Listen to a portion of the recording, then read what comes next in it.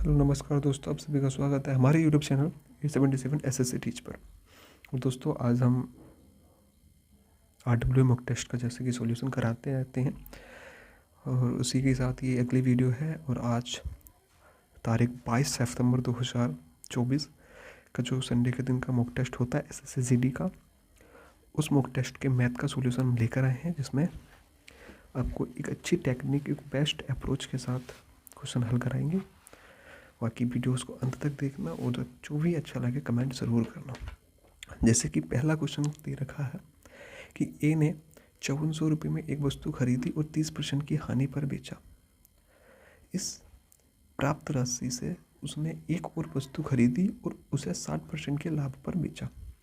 इस प्रकार उसका कुल लाभ या हानि प्रतिशत क्या है? तो इसमें अगर हम देखें तो सिर्फ लाभ या हानि प्रतिशत पूछा है और कहीं ना कहीं सक्सेसिव यानी कंटिन्यू वृद्धि हो रही है या कंटिन्यू कमी हो रही है, कंटिन्यू वृद्धि हो रही है। यानी कहने का मतलब ये है कि हम चीज़ को कंटिन्यू कर रहे हैं। जैसे अगर पहले हमने 30% की कमी कर दी उसमें, फिर उसके बाद उसको 60% बढ़ाया, तो वही है। हमें इसमें क्या है, हमें इसमें 5400 की कोई ज़रूरत नहीं है। हमें क्या है, 5400 की इसमें कोई भी ज़रूरत नहीं है। तो जो 5400 है हमें इसकी ज़रूरत नहीं है, सिर्फ हमें 30% और 60% की होती है। तो हम इसमें देखिए इस सवाल को दो तरीके से कर सकते हैं। एक तो होता है उसमें ये वाला फॉर्मूला लगा सकते हैं हम, a plus b plus a into b upon 100 वाला, ये इसमें एक फॉर्मूला लग सकता है। ठीक, इसमें ये वाला लग सकता है। देखिए ये वाला हम फॉर्मूला लगा सकते हैं, लेकिन हमें क्या करना है, हमें इस फॉर्मूले से भी हम इसको कर सकते हैं। कैसे कर सकते हैं? देखो इस फॉर्मूले से। बाकी इसमें एक सक्सेसिव वाला केस जो इसका जो हम कह सकते हैं रेशियो मेथड, एक रेशियो मेथड भी इसमें लग सकता है, लेकिन मैं रेशियो मेथड से नहीं करूँगा, मैं इससे करूँगा क्योंकि कंपैरिजन इसके अच्छा हो जाएगा। ये कैसे होगा, जैसे कि वो ए है 5400 में एक वस्तु खरीद रहा है, 30% की हानि हुई उसको। पहले क्या है, 30% की हानि, तो ए बराबर माइनस के 30% है और बी बराबर कितना दे रखा है, बी बराबर यहाँ पे दे रखा है 60% का लाभ, फिर 60% का लाभ, ये प्लस का 60% है। तो माइनस का 30% यहाँ पर रख दो एक ही जगह, तो माइनस का 30% प्लस बी की जगह कितना आ जाएगा 60, प्लस का है प्लस का कर लिया। अब यहाँ प्लस माइनस के 30 इंटू 60 डिवाइड बाई 100, ये हो गया। अब इसको काट लेंगे हम, सिंपल से कदम, और यहाँ से इसको मतलब 60 में से 30 का कितना बचा, 30 किसका, प्लस का बचेगा, प्लस का 30। अब यहाँ से देखो 6 से 18 होगा, plus minus plus minus minus, और यहाँ पर प्लस माइनस माइनस, यानी माइनस के 18 आ जाएगा 18%, और ये 30%। अब 30 में से 18 जाएगा, कितना बचेगा, प्लस के 12%। और प्लस के 12% का मतलब क्या है कि प्लस के 12% का मतलब क्या है, प्लस के 12% का मतलब है लाभ।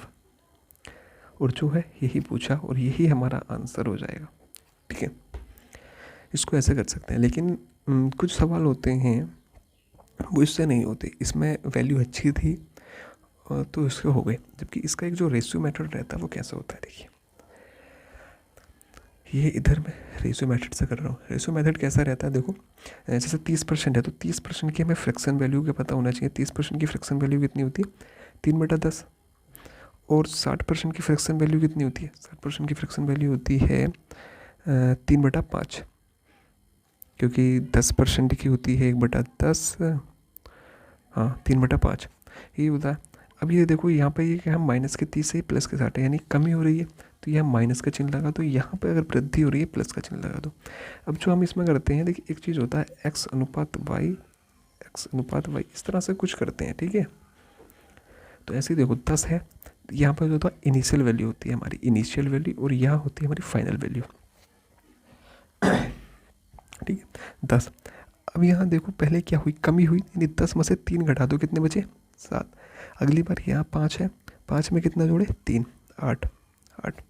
अब इसको यहाँ से डायरेक्टली हम गुणा भी करा सकते हैं, लेकिन अगर जहाँ कट सकता है तो वहाँ तक काटो। ये 2 से कट जाएगा, 2 पंजे 10, 2 चौक 8, तो यहाँ पे क्या हो गया 5 25, और ये क्या हो गया 7 चौक 28, ये चीज़ हो गई।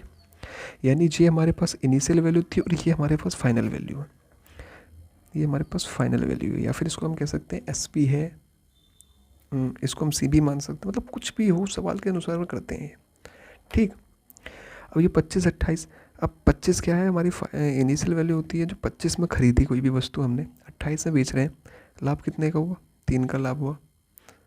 तो परसेंटेज निकालेंगे तो यहाँ से 100 और 25 चौका 100 और 4 दिया 12, तो यहाँ से भी क्या गया 12% हमारा आंसर आ गया, वो भी क्या हुआ, लाभ। तो इसका आंसर कौन सा, ऑप्शन बी इसका करेक्ट हो जाएगा। इसके दोनों तरीके बता दिए। अगर देखिए वैल्यू अच्छी होती है और कभी कभी वैल्यू ऐसी आती है हम जिसकी फ्रैक्शन वैल्यू नहीं निकाल सकते, तो उसको हम इस तरह से करते हैं। देखिए टाइम काफ़ी ज़्यादा हो गया इस सवाल में, लेकिन था थोड़ा ऐसे ही। ठीक, यहाँ तक तो आपको समझ में आया होगा ये क्वेश्चन। अब अगला क्वेश्चन नंबर 2।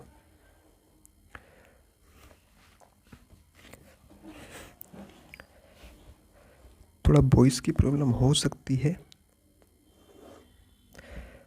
दूसरा क्वेश्चन क्या कह रहा है कि दूसरा कह रहा है कि ब्याज का, और ये किसका, ये SCI का सवाल है, यानी कंपाउंड इंटरेस्ट का ब्याज का सवाल है। ठीक है, ब्याज वार्षिक रूप से संयोजित होने पर एक निश्चित वार्षिक चक्रवृद्धि ब्याज दर पर 9500 की राशि 2 वर्ष में 11,495 हो जाती है। उस अवधि में उसी राशि पर 2 गुने ब्याज दर पर साधारण ब्याज ज्ञात करना है। CI SI दोनों इसमें मान लो कि CI का भी SI का भी दोनों इसमें इंक्लूड हो गए।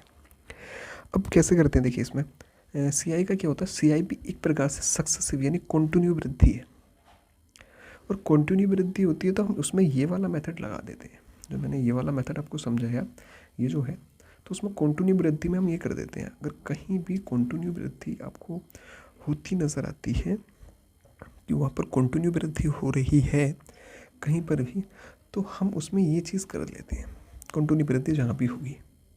ठीक, यानी लगातार कभी कहते कि 5% की कमी हुई, फिर 10% बढ़ाया, फिर 5% कम करा, तो हम उसमें इस तरह वाला ये वाला जो मेथड है इस मेथड को लगाते हो।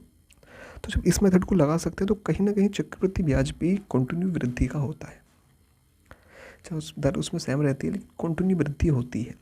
तो कंटिन्यू वृद्धि होती है तो चक्रवृद्धि ब्याज को हम इस तरीके से कर सकते हैं। तो हम इस तरीके से करते हैं, तो देखो जैसे इसमें क्या है, अगर मैं मानूँ, क्योंकि दर तो समान है ही, दोनों वर्ष दर समान है, दर अलग नहीं है। जो भी दर होगी इसमें, जो भी रेट है हमारे पास, दर जो है वो दोनों में इक्वल होगी, दोनों वर्ष में होगी नहीं होगी। तो अगर हमारे पास कहीं भी वहाँ पर इनिशियल वैल्यू x होगी और फाइनल वैल्यू y होगी, तो अगले में भी इनिशियल वैल्यू x होगी और फाइनल वैल्यू y होगी, होगी या नहीं होगी, होगी। और हम इसको अब यहाँ से कट नहीं सकता कुछ भी, तो कोई बात नहीं, गुणा करा लेंगे तो x² y² होगा, होगा या नहीं होगा, होगा। अब इसमें x² की जगह कितना दे रखा है, 9500, और y² की जगह क्या दे रखी है, फाइनल वैल्यू यानी मिश्र धन 495 है या नहीं। थोड़ा राइटिंग ऐसे ही है तो राइटिंग पे थोड़ा मत जाना, बाकी इतना तो है कि यार अगर जुड़े रहे तो अच्छा होगा। अब यहाँ हमें क्या है, ये 9500 और 11,495 किसी का भी हमें स्क्वायर होते नज़र नहीं आ रहा है, तो कोशिश करो इसको स्क्वायर बनाने की। हम किससे काट सकते हैं, सबसे पहले इसको 5 से काट सकते हैं, तो 19 पंजे 95, 5 दूनी 10, 5 दूनी 10, 5 निम 45 और 5 निम 45, अभी भी स्क्वायर नहीं बन रहा, तो हम 19 से काट के देखते हैं, क्योंकि 19 से कट जाएगा ये, 19 ही करनी 19 यानी 100 अनुपात अपन से होता है, 19 ही करनी 19, कितने बच रहे हैं यहाँ से 3, 19 दूनी 38, 1 19 ही करनी 19, यानी दोनों स्क्वायर बन गए। तो x² बराबर 100 है, तो x बराबर कितना हो गया 10, y² बराबर 121 है, तो y बराबर कितना हो गया 11, तो 11 का स्क्वायर होता है, ये 10 का स्क्वायर होता है। हमारे पास x की वैल्यू आ गई 10 की 11 वैल्यू आ गई, मतलब इनिशियल वैल्यू 10 थी और उसके बाद 11 है। तो एक की क्या हो रहा है, एक का ब्याज लग रहा है किस पर लग रहा है, 10 पर, है ना। एक का ब्याज लग रहा है किस पर लग रहा है, 10 पर। 100 कितना आ गया हमारा आंसर, 10%। कदम सवाल को ऐसे ही कर सकते हैं, ज़्यादा करने की ज़रूरत ही नहीं है उसको। ठीक है, तीसरा क्वेश्चन, एक ट्रेन 600 मीटर और 300 मीटर लंबे 2 पुलों को क्रम से 180 सेकंड और 60 सेकंड में पूरी तरह से पार कर जाती है, ट्रेन की लंबाई याद करो। ये क्वेश्चन गलत है, इसमें जो 180 सेकंड है इसकी जगह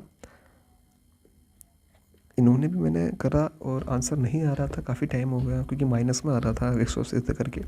जब मैंने इनका सॉल्यूशन देखा तो उसमें क्या है, ये 180 की जगह गलत लिख दिया, मिस प्रिंट है, तो 80% 80 है, 80 सेकेंड है। ठीक, तो हम 80 सेकेंड ही मान के इसको सोल्व कराएंगे। ठीक है, बाकी इस क्वेश्चन को छोड़ भी सकते हैं क्योंकि गलत था तो छूट नहीं था, लेकिन एक आधा गलत हो जाता है, अगली बार तो सही आएगा ना, तो उसके लिए भी तो हमें प्रिपेयर होना, तैयार होना है। तो क्या होता है, 180 सेंटीमीटर में चल रहा है, मतलब 80 सेकेंड में। अब उसने 600 की दूरी कितने में चल रहा है, 80 सेकेंड में। लेकिन क्या होता है, जो ट्रेन होती है, अगर किसी भी ट्रेन को पार करना होता है तो कैसे करते हैं, देखिए 2 ट्रेनें होती हैं। अगर 2 ट्रेनें होती हैं, मान लो 2 ट्रेनें जो होती हैं, ये एक ट्रेन है और ये एक ट्रेन है, तो इनमें जो होता है ना, क्या होता है कि अगर ये एक दूसरे को पार करेंगी, अगर ये एक दूसरे को पार करती हैं,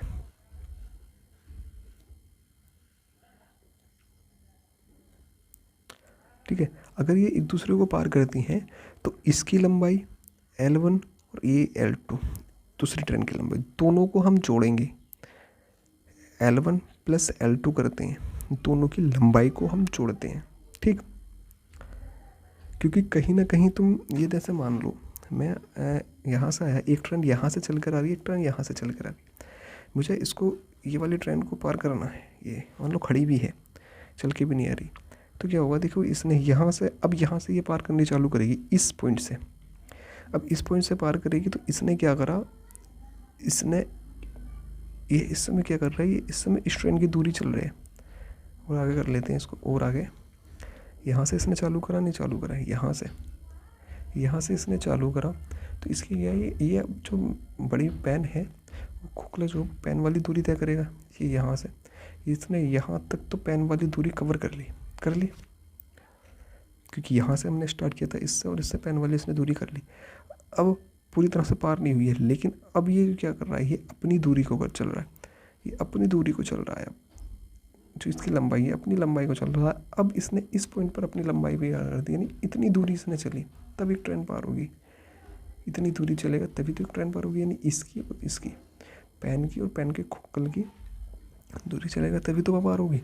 तो बस यही चीज़ है कि इसने दोनों दूरी चलेगा तब पार होती है, तो दोनों की लंबाई को जोड़ा जाता है हमेशा, चाहे वो ट्रेन विपरीत दिशा में चल रही हो या ट्रेन एक ही दिशा में चल रही हो। ठीक है, अब क्या होता है, अब यहाँ पे करते हैं, अगर ट्रेन समान दिशा में चलेगा, तो अगर ये मान लो ये समान दिशा में चल रही है, तो ये करके 30 चल रही है, 40 चल रही है, तो कहीं ना कहीं इसका अंतर 10 का आएगा, तो इन दोनों का हम अंतर देखेंगे कि समान दिशा में चल रही होती है।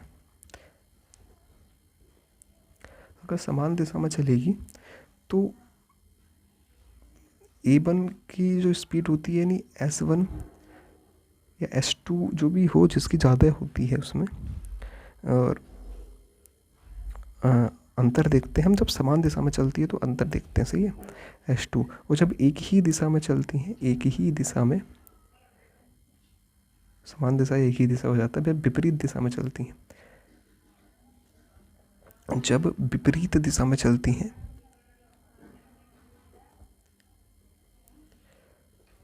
तो क्या क्या लिख रहा हूँ यार, दिशा में चलती हैं तो क्या होता है, L1 L2 लंबाई तो दोनों में समान रहती है, S2 plus S2, S1 plus S2, ये करते हैं। ठीक है, समझ में आया इतना?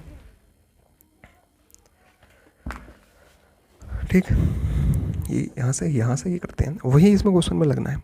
600 मीटर चलेगा और इसकी एक्स की लंबाई, इस वाली जो दूसरी ट्रेन है उसकी लंबाई कितनी है पता नहीं दे रखी ट्रेन की लंबाई, लेकिन पुल की लंबाई कितनी है 600,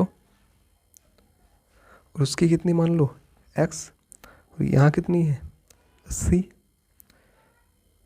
इक्वल होगी, क्योंकि देखिए स्पीड एक ही ट्रेन है, जब एक ही ट्रेन है तो दोनों की स्पीड इक्वली होगी। और ये क्या निकला स्पीड, क्योंकि दूरी बटा समय क्या होता है, चाल बराबर दूरी बटा समय, है ना। तो ये, और यहाँ से कितना है 300, ये 300 प्लस x, और कितना आता है 60। इसको इस तरह से करेंगे, अब यहाँ से जो कटे काट लो, दो तिया 6 और 2 छक 8, तो 6 दूनी 1200 प्लस 2x बराबर 4 तिया 1200। ठीक हो रहा है ना? Plus 4x। यार इसको मुझे लग रहा है कहीं ना कहीं गलती कर दी क्या। 300 plus x upon 60, 600 plus x, ओह 2 तिया 6 होते हैं भाई, 6 तो 3 छंग 1800 आएगा। ये 2x है, ये 4x है, यानी ये जो 4x है इधर चला जाएगा, तो ये 2x इधर चला जाएगा तो कितना बचेगा 2x, और ये 1800 और ये 1200 इधर आ जाएगा, यहाँ से कितना बचा 600। तो एक x की वैल्यू कितनी आ गई 300।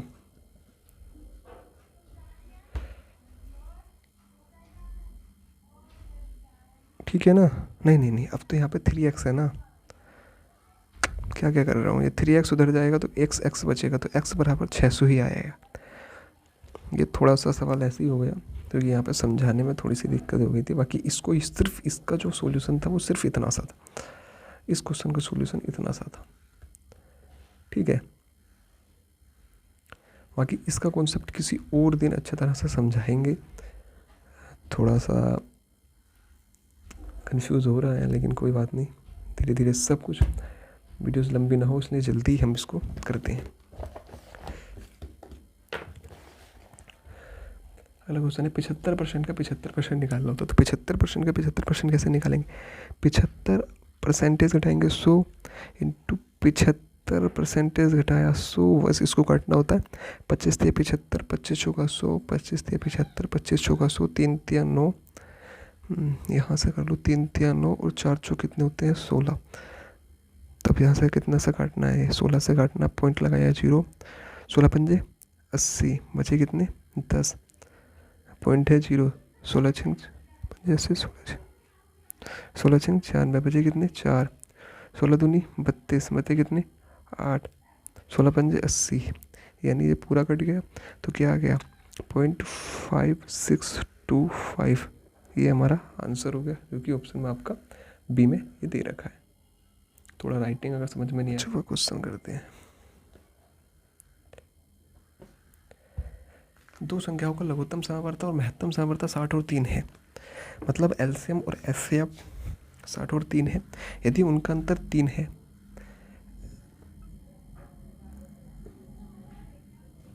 फोकस काम नहीं कर रहा है इसमें,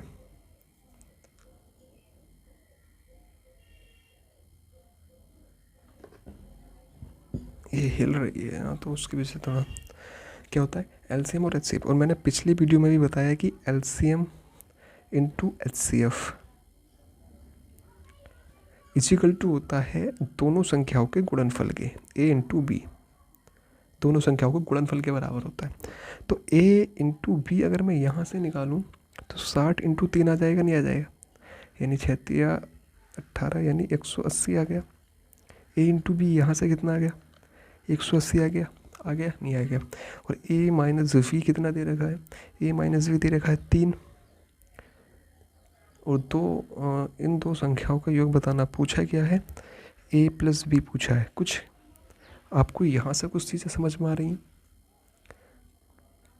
यहाँ से इतने उससे कुछ चीज़ें समझ में आ रही हैं आपको, कैसे करना है। तो इसमें कहीं ना कहीं ये अलजेब्रा वाला फॉर्मूला लग जाएगा, नहीं लग जाएगा, ये वाला ए माइनस वी का whole square is equal to A plus B का whole square minus 4ab, minus 4ab तो होता है, हाँ यही तो होता है फॉर्मूला इसका। रख दो भैया मान, ए माइनस वी का मान कितना दे रखा है 3, और 3 का स्क्वायर करेंगे कितना हो गया 9, is equal to A plus b क्या है पूछा है, माइनस 4ab कितना है 4, और ए बी कितना 180, 18 चौक 72, 72 यानी 720, और 720 माइनस के यहाँ पे 720 नहीं है, इधर जाएगा तो कितना हो जाएगा प्लस के 720, और प्लस के 720 में जब 9 जोड़ेंगे कितना हो जाएगा ए प्लस वी का होल स्क्वायर बराबर कितना हो जाएगा 729। और ये 729 किसका स्क्वायर होता है भाई, 729 किसका स्क्वायर होता है ए प्लस वी का होल स्क्वायर बराबर के 27 के स्क्वायर के। इस स्क्वायर से ये चीज़ें खत्म हो जाएंगी, तो a plus b is equal to क्या बचता है 27, जो कि हमारा आंसर है क्योंकि यही पूछा है। खत्म। चलो अगला क्वेश्चन, 8वां क्वेश्चन है, दो पाइप P और Q एक टंकी को क्रम से है 20 और 30 घंटे में भर सकते हैं। अभी मैं 8वां क्वेश्चन करा रहा हूँ कि मैंने 5, 6 और 7 क्वेश्चन छोड़ दिए। 7वें क्वेश्चन में अप्रोक्स सवाल होना क्योंकि उसमें कैलकुलेशन थी, बाकी कुछ नहीं था, और कभी उसको समझा देंगे अच्छी तरह से। दो पाइप P और तथा Q एक टंकी को क्रम से 20 में, P कितने में भर रहा है, P भाई साहब 20 घंटे में भर रहा है, और C कितने में, वो Q कितने में भर रहा है 30 में भर रहा है। इसका से क्या करते हैं, हम एलसीएम ले लेते हैं। 20 और 30 का एलसीएम कितना आ गया 60 आ गया 60, और 20 और 30 का जब एलसीएम 60 आ गया, 20 से 100 हटोगे 3 बार, इससे 100 हटोगे 2 बार, अब ये 60 है। इसकी जो यहाँ पर होता है एफिशिएंसी निकल कर आती है। जब एफिशिएंसी निकल कर आ रही है 3 और 2 कितने होते हैं 5, इसको हट लो, क्या आ जाता है यहाँ से 12, और 12 ही क्या हो जाएगा हमारा आंसर, और क्या हो जाएगा हावर्स, 12 हावर्स हमारा आंसर हो जाएगा। ठीक है, अगला क्वेश्चन थोड़ा स्पीड से मैं कर रहा हूँ क्योंकि टाइम नहीं बच रहा है। अब पूछा है कि 1.6 और 3.6 के बीच मध्य अनुपात 3 तथा 5 और 8 के तृतीय अनुपात का अनुपात पूछा है। निकाल सकते हैं हम, कैसे भाई, हमें क्या पता हो ना मध्य अनुपात क्या होता है। सबसे पहले मध्य अनुपात क्या होता है, मध्य अनुपात होता है √a/b, और तृतीयानुपात जो होता है, तृतीय अनुपात होता है v²/a। ठीक, निकाल दो। तो मध्य अनुपात निकालोगे 1.6 और इसका मध्य अनुपात निकालोगे तो किसका 1.6 का, और b की जगह कितना दे रखा है 3.6, इसका निकालोगे सिंपल सा, ये पॉइंट हटाया, ये पॉइंट हटाया, नीचे आएगा 100, ये कितना है, ये 4 का स्क्वायर है, ये कितने का है 6 का, तो 4 × 6 ये 100 का कितना बाहर निकलेगा 10, 6 × 24, 24 / 10 यानी 2.4। ठीक, तो ये मध्य अनुपात निकल गया। अब हमें तृतीय अनुपात निकलना है, तो 8/2 वो 20 स्क्वायर करेंगे तो 8 का स्क्वायर कितना हो गया यहाँ तृतीय अनुपात के लिए। तो हमारे पास 64 और /5 करेंगे। अब इसकी तो अनुपात निकालना है, तो 2.4 और अनुपात 64 / 5, तो पॉइंट हटाओ, स्लो 0 मान लो, 5 दूनी 10, 2 से 12 और 4 से 4 या 12 और 16 चौका 64, तो 316 इसका आंसर आ जाएगा।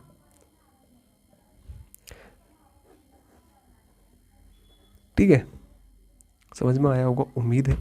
अगला क्वेश्चन, एक दुकानदार नीचे दी गई छूट संबंधी योजना की पेशकश करता है। ए 3 वस्तु, ए में क्या होता है, बी में क्या होता है, दो मतलब क्या मतलब है कि दो उसमें कथन दे रखे हैं और वही बताना है कि हमें इसमें से कौन सा गलत है और कौन सा सही है। किसी योजना का छूट प्रतिशत अधिकतम है, मतलब कौन सा छूट प्रतिशत है जो कि अधिकतम है। कैसे देखो, इसको करेंगे हम।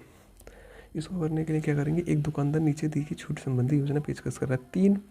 तीन वस्तुएं खरीद रहा है लेकिन 4 वस्तुएं मुफ्त पाता है। तो हम ऐसे में क्या करते हैं कि अगर मैं हूँ तो अगर मैं एक दुकानदार हूँ और मैं 3 वस्तुओं की खरीद पर उसको 4 वस्तुएं मुफ्त दे रहा हूँ, और मैं मान रहा हूँ कि मैं एक वस्तु 1 रुपये की खरीद कर लेकर आया, यानी जो मेरा था उस पर 1 रुपये का अंकित मूल्य था डला हुआ। तो मैं अगर वो 3 वस्तुएं खरीद रहा है तो मैं 4 वस्तुएं मुफ्त दे रहा हूँ, यानी कहने का मतलब मेरे पास से कितनी वस्तुएं जा रही हैं, 7 वस्तुएं।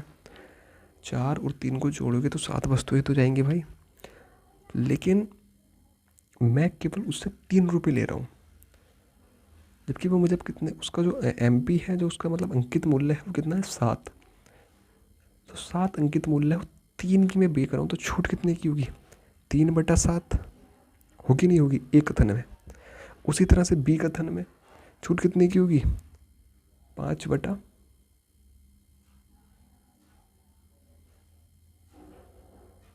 नहीं छूट कितने की होगी यार, 4 की होगी ना यहाँ पे, सॉरी 4 की, और इधर कितनी होगी,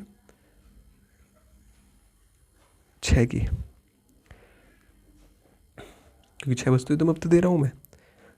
तो 6 की छूट होगी कितने पे होगी, 11 पे। अब इसका ही हमें देखना कि कौन सी ज़्यादा आएगी, तो यहाँ भी शो कर लो, यहाँ भी शो कर लो। सबसे पहले बात तो अनुपात नहीं निकालना, हमें देखना होता है।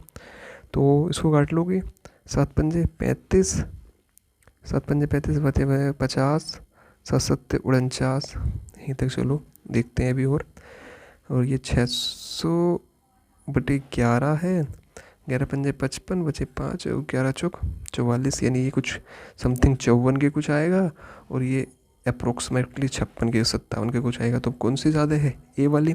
तो इसका क्या होगा, ए वाली अधिक है, छूट बी वाली से। कहने का मतलब ऑप्शन कौन सा है, ऑप्शन बी, केवल ए ही ठीक है।